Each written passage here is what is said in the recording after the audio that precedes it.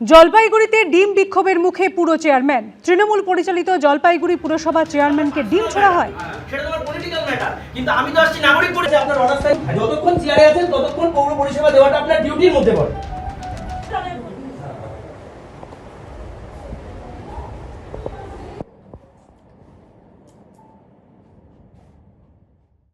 এনসিপিআই এর দেওয়া ছবিতে জেপি নাড্ডা, অমিত শাহদের কাছাকাছি দেখা গেছে কালীঘাট তৃণমূলের সৌগত রায়কে। আর এতে যেমন জল্পনা তৈরি হয়েছে, তেমনই শুরু হয়েছে রাজনৈতিক চাপানুতোর। এই নিয়ে খোঁচা দিতে ছাড়েননি এনসিপিআই এর সাংসদ কাকলি ঘোষ দস্তিদার। অন্যদিকে বিদ্রোহী সাংসদদের ছবি দেওয়া প্ল্যাকার্ড গলায় ঝুলিয়ে তাদের গদ্দায় বলে আক্রমণ করেছেন কালীঘাট তৃণমূলের কল্যাণ বন্দ্যোপাধ্যায়। কখনো মোদী সরকারের মন্ত্রী জেপি নাড্ডার সঙ্গে এক টেবিলে, কখনো কেন্দ্রীয় স্বরাষ্ট্রমন্ত্রী অমিত শাহর টেবিলের পাশে। কালীঘাট তৃণমূলের সাংসদ সৌগত রায়ের এই দুই ছবি রাজনৈতিক মহলে জল্পনা উস্কে দিয়েছে।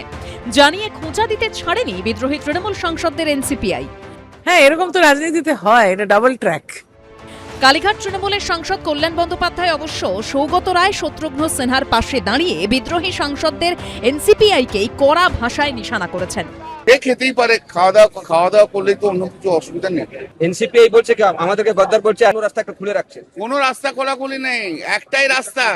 ওই 20 গদ্দার 2029-এ শেষ হবে, সেটা একটাই রাস্তা। বৃহস্পতিবার 20 জন বিদ্রোহীর ছবি সহ প্ল্যাকার্ড গলায় ঝুলিয়ে সংসদ চত্বরে বিক্ষোভ দেখান কল্যাণ বন্দ্যোপাধ্যায়। এরা হচ্ছে গদ্দার পশ্চিমবাংলার। এই পশ্চিমবাংলার গদ্দাররা পশ্চিমবাংলায় তৃণমূল কংগ্রেসের থেকে বিজেপির বিরুদ্ধে ভোট নিয়েছিল, এবং সেই বিজেপির বিরুদ্ধে ভোট নিয়ে 4 মের পর পাল্টি খেয়ে এনসিপিআই হয়ে এখন বিজেপির সঙ্গে রয়েছে। তা এরা বেইমানিটা কার সঙ্গে করলো? বেইমানিটা তো করলো বাংলার মানুষের সঙ্গে।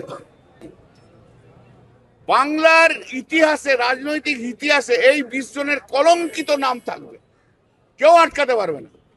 কল্যাণ ব্যানার্জি একা কেন ধর্ণা দিচ্ছেন? তো গদ্দার যদি তৃণমূল থেকে যারা এনসিপিআই চলে গেছেন তারা হন, তাহলে পরে বাকি যারা তৃণমূলে অবশিষ্ট আছে তারা সবাই তো একত্রিত হয়ে গদ্দারদের বিরুদ্ধে ধর্ণা দেওয়া উচিত ছিল। তাহলে কি ধর্ণা দেয়া নিয়েও কালীঘাট তৃণমূলের মধ্যে কি বিরোধ আছে? আর কালীঘাট তৃণমূল ভেঙে আবার কি শ্রীরামপুর তৃণমূল বলে নতুন একটা তৃণমূল তৈরি হবে নাকি? শিবির ভাঙাগড়া নিয়ে রাজনৈতিক চাপানোতর চলছেই। বিজেন্দ্র সিংহর রিপোর্ট, এবিপি আনন্দ, নয়াদিল্লি।